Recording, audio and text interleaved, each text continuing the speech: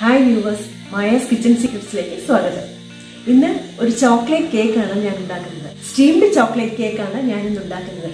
ഇഡ്ഡലി കുക്കറിൽ ഇഡ്ഡലി തട്ട് വെച്ചിട്ട് സാധാരണ സ്റ്റീം ചെയ്യുന്ന പോലെയാണ് ഉണ്ടാക്കിയിരിക്കുന്നത്. അപ്പോൾ നമുക്ക് കറണ്ട് പോകുമെന്നുള്ളൊരു പേടിയൊന്നും വേണ്ട. സമയം കുറച്ച് കൂടുതൽ എടുക്കുമെന്നേ ഉള്ളൂ, പക്ഷെ അടിപൊളി ടേസ്റ്റ് ആണ് കേട്ടോ. എൻ്റെ റെസിപ്പീസ് നിങ്ങൾക്ക് ഇഷ്ടപ്പെട്ടുവെങ്കിൽ വീഡിയോസ് ലൈക്ക്, ഷെയർ ചെയ്യുക. ഇതുവരെ എൻ്റെ ചാനൽ സബ്സ്ക്രൈബ് ചെയ്തിട്ടില്ലെങ്കിൽ സബ്സ്ക്രൈബ് ചെയ്യുക.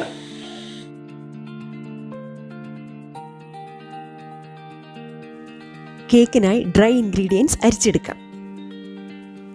മൈദ, cocoa powder, baking powder, baking soda ഇവയെല്ലാം കൂടി അരിക്കുക.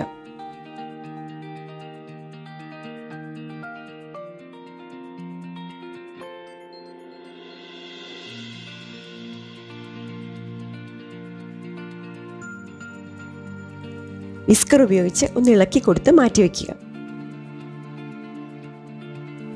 ഇനി വെറ്റ് ഇൻഗ്രീഡിയൻസ് മിക്സ് ചെയ്യാം. ഇലക്ട്രിക് ബീറ്റർ ഉപയോഗിക്കാതെയാണ് മിക്സ് ചെയ്യുന്നത്. പാലിലേക്ക് ഷുഗർ പൗഡർ ആദ്യം ചേർത്തിളക്കുക.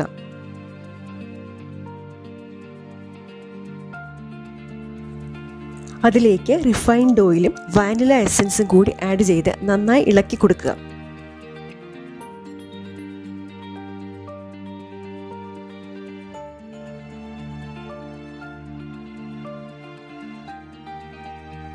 ഇതിലേക്ക് സീവ് ചെയ്ത് വെച്ചിരിക്കുന്ന ഡ്രൈ ഇൻഗ്രീഡിയൻസ് കുറേശ്ശെയായി ചേർത്ത് കൊടുക്കുക.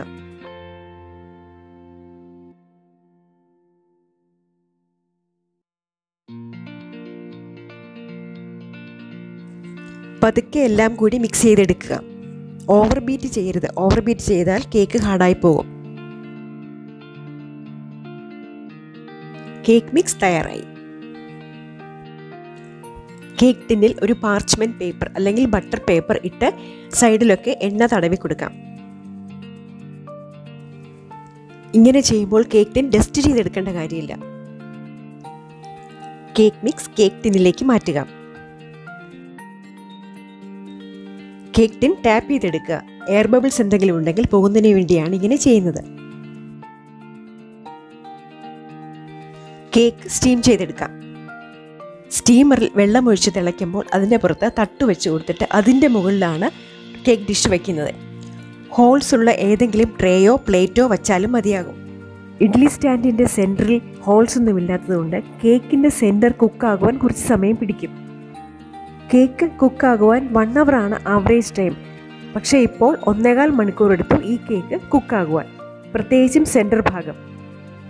ഒരു സ്ക്യൂവർ കൊണ്ട് നോക്കുമ്പോൾ ക്ലീനായാണ് വരുന്നത്. കേക്ക് ടിന്നിൻ്റെ സൈഡിൽ ചെറുതായി വിടുവിച്ച് കേക്ക് ഒരു പ്ലേറ്റിലേക്ക് എടുക്കാം. ടിന്നിൻ്റെ ബേസ് മാറ്റിയിട്ട് ബട്ടർ പേപ്പർ എടുത്തു മാറ്റുക.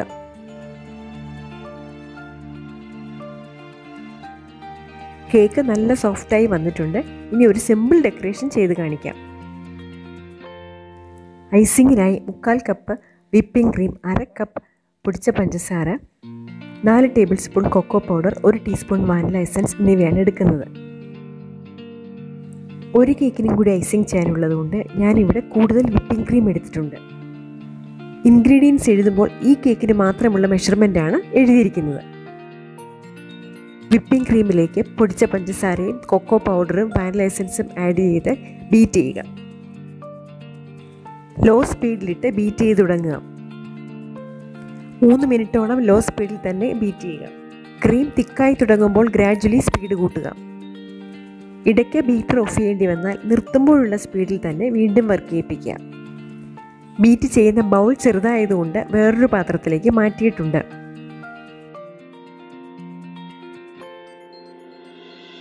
കേക്ക് ടേൺ ടേബിളിലേക്ക് മാറ്റുക. പാലറ്റ് നൈഫ് കൊണ്ട് ക്രീം സ്പ്രെഡ് ചെയ്യുക.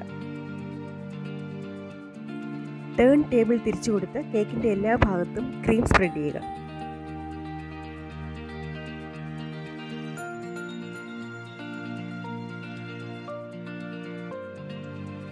ആവശ്യത്തിന് ക്രീം എടുത്ത് ആദ്യം നൈഫ് കൊണ്ട് തന്നെ ഷേപ്പ് ചെയ്തെടുക്കുക.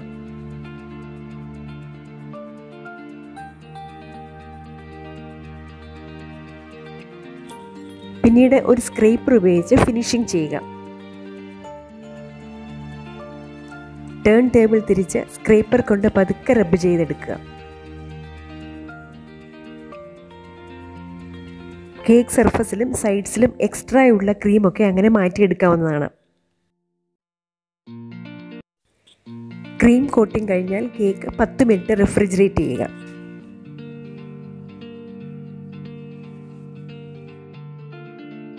ഗ്രേറ്റ് ചെയ്ത് വെച്ചിരിക്കുന്ന ഡാർക്ക് ചോക്ലേറ്റ് പീസസ് കേക്കിന് മുകളിൽ സ്പ്രെഡ് ചെയ്യുക. എളുപ്പത്തിൽ ഐസിങ് ചെയ്ത് നമ്മുടെ സ്റ്റീംഡ് ചോക്ലേറ്റ് കേക്ക് റെഡിയായി.